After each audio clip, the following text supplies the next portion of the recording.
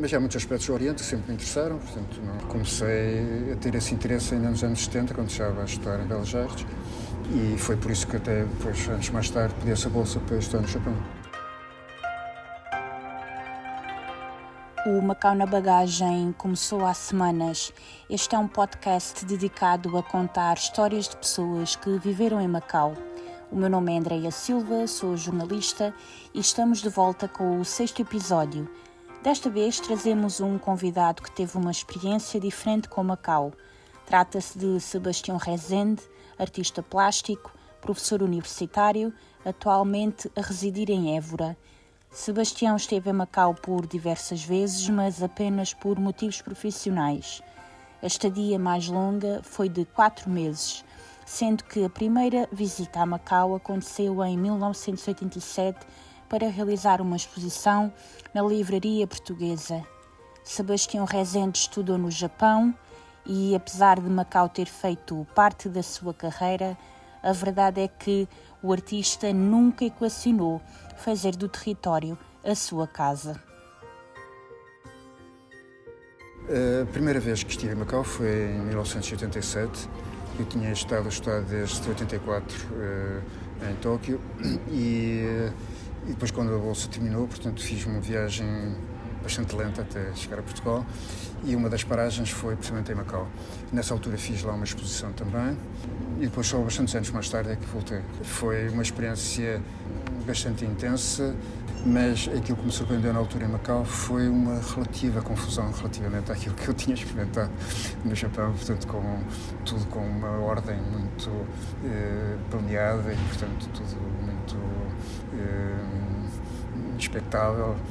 Por exemplo, essa exposição que eu acabei por fazer em Macau, acabei por ter de estar lá mais alguns dias porque, digamos, os prazos que estavam inicialmente previstos depois acabaram por ter de ser alterados. Houve também na altura uma experiência que desapareceu, que era certa sinalização olfativa que havia ao nível das ruas. De facto, era um cheiro, um odor forte que desapareceu, digamos, não seria uma mistura qualquer de temperos, mas que, por exemplo, estranhamente, eu gostava da comida, digamos, não consegui nunca, digamos, perceber a razão de ser desse odor. Mas, de facto, pela surpresa e pela intensidade, foi uma experiência menos boa. Menos boa, desse primeiro contacto com Macau. De resto, gostei muito. Também fiquei um pouco surpreendido com a quantidade limitada de pessoas que falavam português. Esse foi um aspecto que eu contava, que sabia que havia que essa ligação entre a comunidade portuguesa e a chinesa que poderia ser melhor, mas não tinha a noção da escala, portanto, isso surpreendeu-me um pouco. 1987 vai fazer uma exposição a Macau. Como é que surgiu essa oportunidade? Propus, digamos, comuniquei dizendo que estava no Japão a terminar um programa de mestrado e que tinha material suficiente, em termos de quantidade, suficiente para fazer uma exposição de considerável dimensão. Perguntei se estavam interessados, tentei saber. Ao Governo, ao Instituto Cultural? Se é que lhe digo, já não me recordo bem, mas eu sei que a exposição foi na Livraria Portuguesa, não foi no Senado. Lembro de ter vendido uma peça a um banco chinês e na altura não tomei nota, portanto, melhor tomei nota, mas com o tempo perdi esse contacto, agora por acaso gostava de saber. Em 1987, quanto tempo ficou em Macau? Ficou apenas o tempo de realizar a exposição? Talvez 5 semanas. Não, fiquei mais porque quis conhecer bem o território. Fiz também uma pequena viagem à China, a Cantão, e portanto, foi uma viagem bastante interessante, digamos, assisti a cenas que não documentei fotograficamente é uma cena, digamos, em que seria um documento interessante que não registrei por incómodo, digamos. O autocarro parou num determinado local, as pessoas necessitavam de ir à casa de banho. Isto na China? Na China, sim. Em que cidade? Isso foi numa zona rural, portanto, mas o curioso é que o motorista sabia dessa existência.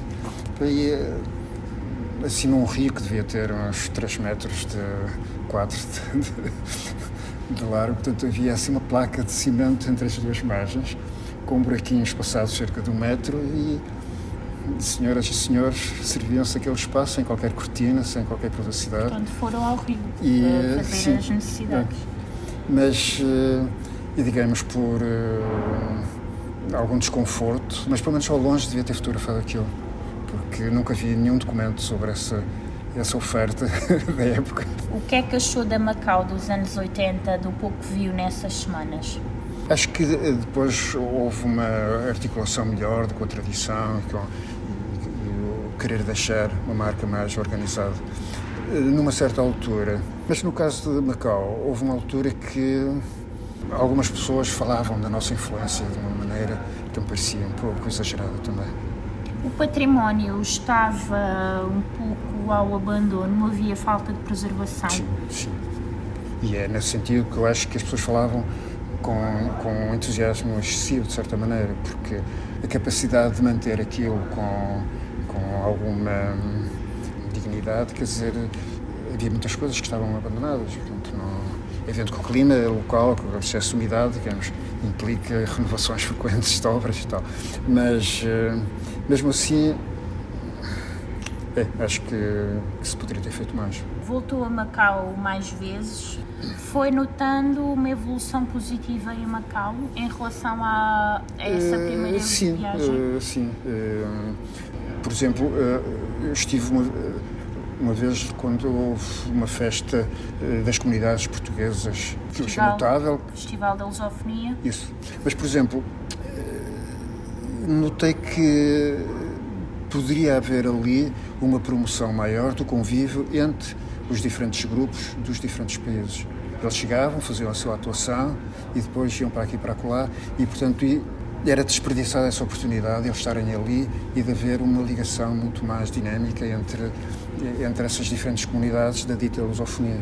O território de Macau não estava, ou não foi naquele momento, usado para fomentar uma convivência mais forte, mais potencialmente mais duradoura e consequente, digamos, dessas diferentes forças, portanto, no geral artistas, portanto, ligados à música, talvez alguns ligados ao artesanato, mas como alguém que estava de fora, notei que a oportunidade podia ser mais desenvolvida de uma forma mais consequente. Falou há pouco daquele episódio caricato na China. Macau, a sociedade era diferente, era mais ocidentalizada já, mas houve algumas histórias que o marcaram? Com os chineses, em 87, foi um pedaço estranho em muitos aspectos, porque eu até algumas vezes fotografei muito poucas pessoas, porque me senti um bocado incomodado de que as pessoas olhavam para mim de cima a baixo, talvez por estarem, ou na época tinham ainda poucos contactos com estrangeiros, qualquer coisa que me parecia transmitir mais sinais de inveja, disfarçados. Ali as coisas aconteciam de uma forma com uma espontaneidade desconcertante. Era uma mera curiosidade pelo estrangeiro. Sim, mas ao mesmo tempo, quer dizer, a comunicação verbal não existia, portanto, a gente não sabia falar inglês, portanto eram simplesmente sinais, mas esses sinais, por exemplo, só ocorreram lá. Eu depois parei em mais 6 ou 7 países, digamos, porque eu demorei quase 6 meses a chegar a Portugal, e portanto eu não tive nenhuma experiência semelhante como essa que tive em 87 na China. Quando voltei à China a segunda vez, a terceira, e até a quarta, nunca mais tive essa sensação. Digamos, houve uma mudança muito grande nas pessoas. Mas ao mesmo tempo, às vezes era também, se por um lado havia esse sinal potencialmente negativo, ao mesmo tempo havia coisas engraçadas, que era pessoas querer tocar na pele. Eu na altura eu usava uma bigode e uma pera, cabanheiro, e lembro de pessoas quererem tocar na pele, no cabelo. Eram adultos, mas havia comportamentos que nós diríamos quase de crianças, de inocência talvez. Outra cena muito engraçada que ocorreu também foi numa cidade de 6 milhões, eu tinha estado uns dias antes nos terraços de arroz, e numa cidade de 6 milhões de habitantes, veio um sujeito ter comigo, dizendo que me viu 3 dias antes nessa aldeia para tirar umas fotografias. Fiquei um bocado tão surpreendido que na altura Como nem me como é que ocorreu. tinha sido notado, não é? Pois, Em 2014, Macau já era uma cidade bem diferente daquela que tinha conhecido. Que diferenças pode apontar? O que é que lhe chamou mais a atenção? O património estava mais protegido, sim. por exemplo? Uma organização bastante maior, portanto, ainda nesta última viagem. Que foi no início deste ano. Sim, coisas banalíssimas como, sei lá, ir a um jardim, por exemplo, e haver uma casa de banho, por exemplo, ou haver uma paragem de autocarro com uma cobertura. Coisas banalíssimas que existem em qualquer cidade minimamente estruturada, mas que ali falhavam. Não se percebe porquê, quer dizer, porque é que demorou tanto tempo, tantas décadas, a fazer paragens no autocarro. Quer dizer, descuidos dessa natureza que é imperdoável, já na minha perspectiva. Entrou num casino, jogou, teve curiosidade sobre isso? Entrei em vários, mas nunca joguei. Ver, e algumas vezes em locais onde não se podia fotografar, portanto, mas observei com na curiosidade a tensão psicológica em que as pessoas estavam envolvidas e, digamos, o perigo que o jogo constitui para algumas pessoas, ao que parece, pode ter domínios de dependência maior que a cocaína ou a heroína, portanto, podem ser tragédias familiares para alguns jogadores e às vezes, aparentemente, com quase certeza, núcleos de família que estavam ali, em que um elemento da família era o mais corajoso no jogo, mas que às vezes ouvia impulsos dos outros membros da família. Era um espetáculo muito especial, digamos, assistir a essa tensão toda na expectativa de ganhar algum dinheiro ou perder menos, enfim.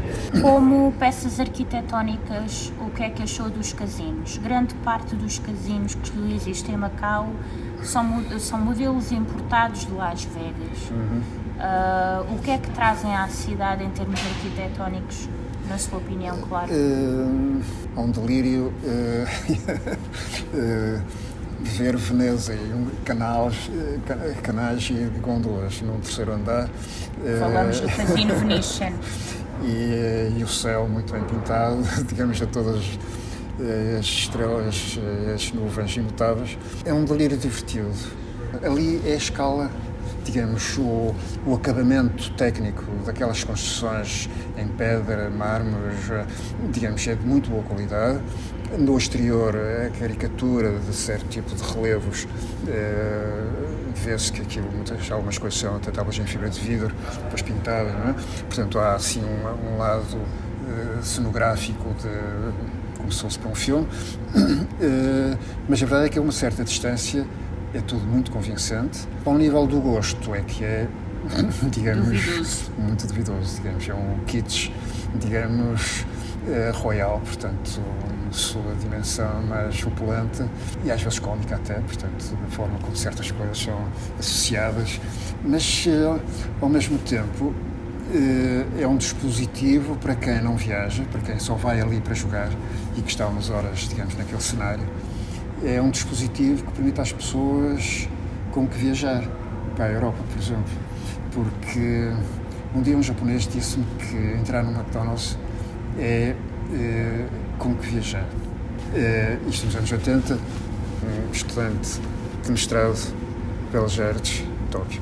Quando uma pessoa está habituada a um determinado cenário, eu depois de ouvir aquilo e até ficar um pouco chocado com essa opinião, no fundo fui pensando no assunto e, na perspectiva contrária, eu frequentava, por exemplo, muito um restaurante que ficava próximo da universidade e que tudo era muito tradicional.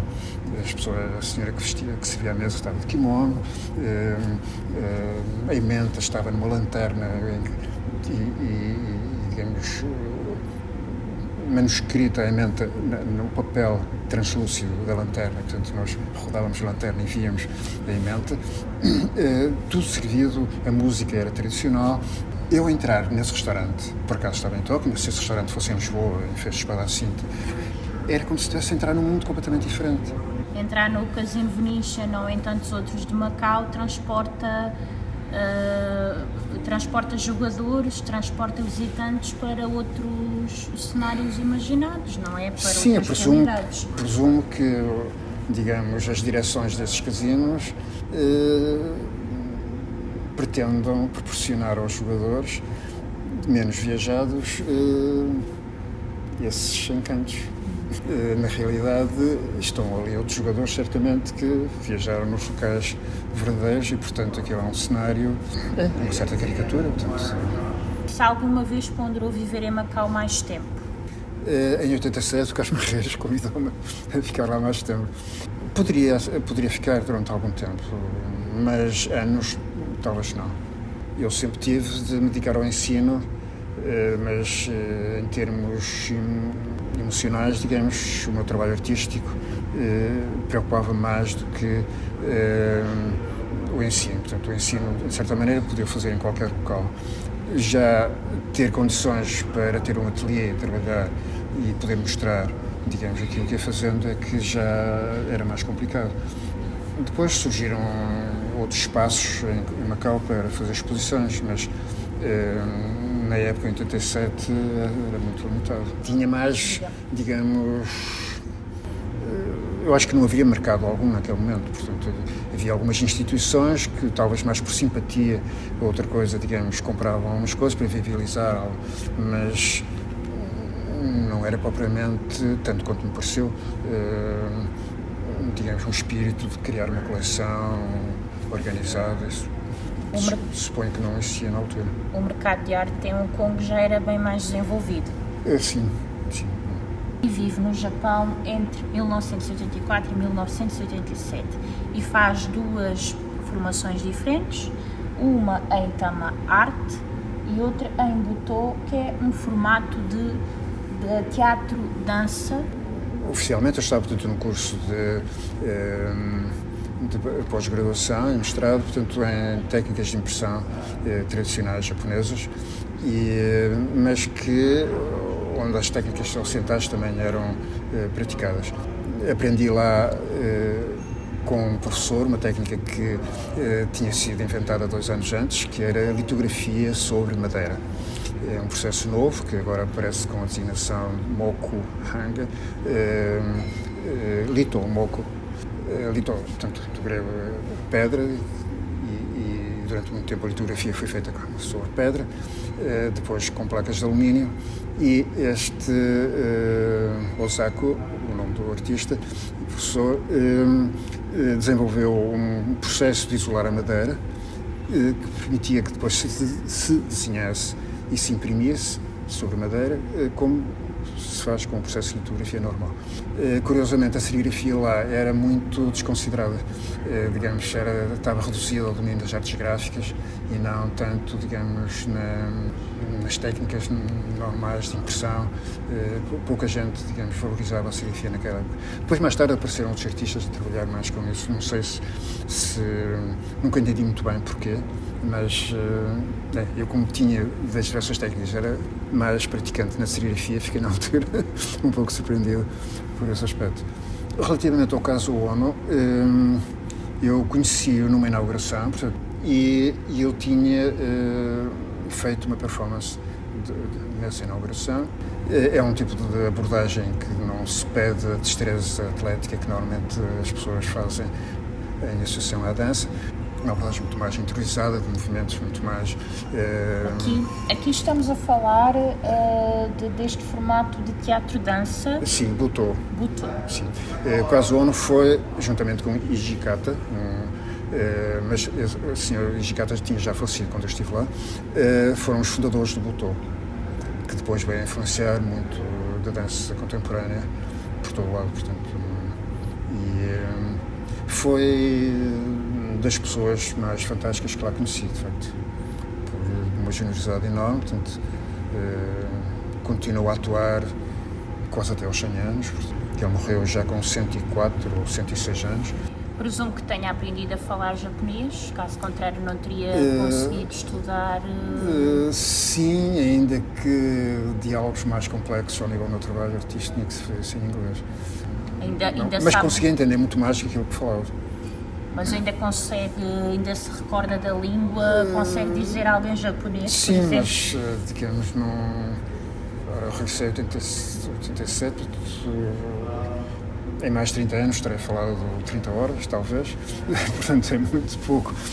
Mas sim, no outro dia estive a falar com os amigos e fiquei até surpreendido, porque algumas coisas que eu julgava ter esquecido já, de repente, retomaram o seu lugar, mas quer dizer, mas sim, não, esqueci uma parte muito significativa. Pode dizer agora algumas palavras? Watashi wa Sebastian Razande desu. Tokyo no Tamabitai benkyou shimashita. Demo ima Nihongo wasuremashita. Disse o seu nome, disse que era artista, e que mais? E que estudei em Tama e que, digamos, atualmente tenho o meu japonês quase completamente esquecido. Mas o Japão mudou completamente como pessoa e como artista?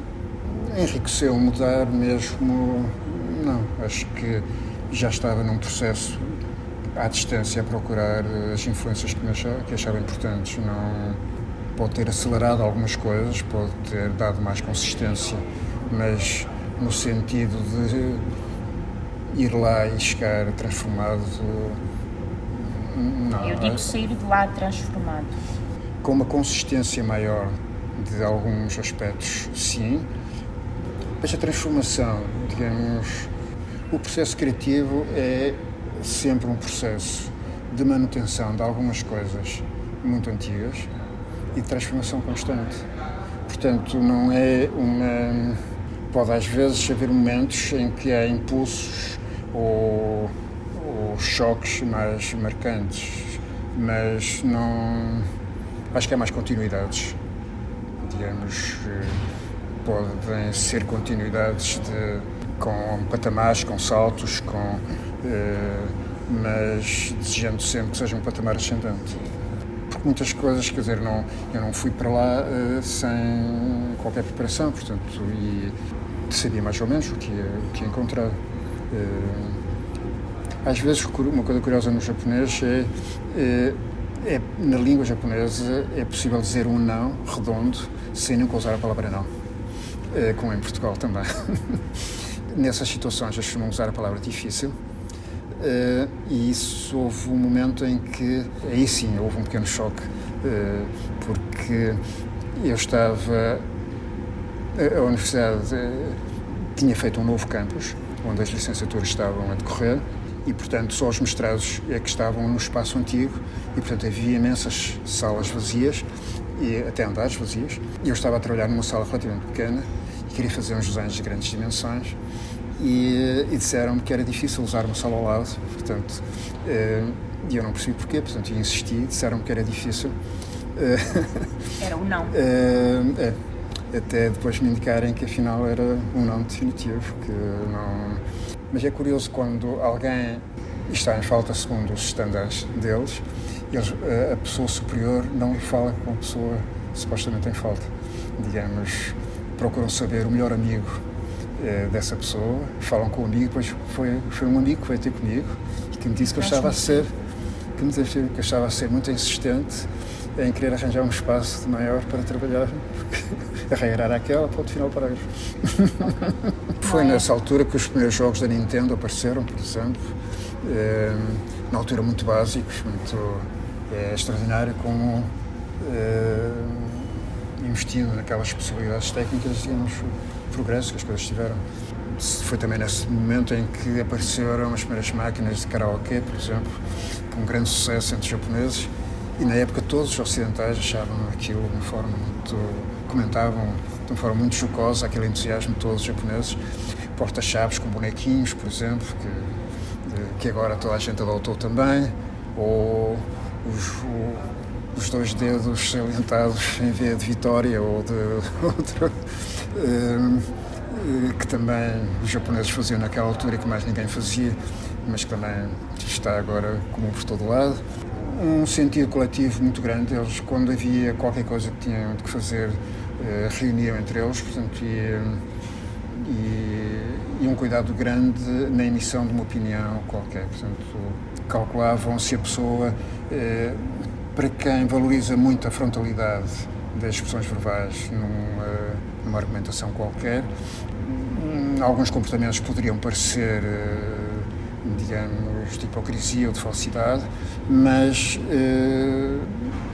tanto quanto me pareceu, era mais, digamos, um cuidado em não ferir a outra pessoa e, portanto, é como uma espécie de dança argumentativa, em que o sentido das palavras iam sendo ajustadas. A interpretação ia sendo ajustada, digamos, e não a flecha ocidental, digamos, de uma grande discussão.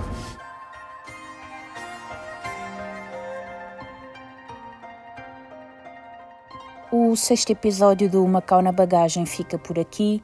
Regressamos como habitualmente na próxima semana com mais um testemunho, desta vez o de Liane Ferreira, que em Macau foi jornalista depois de ter trabalhado como tradutora.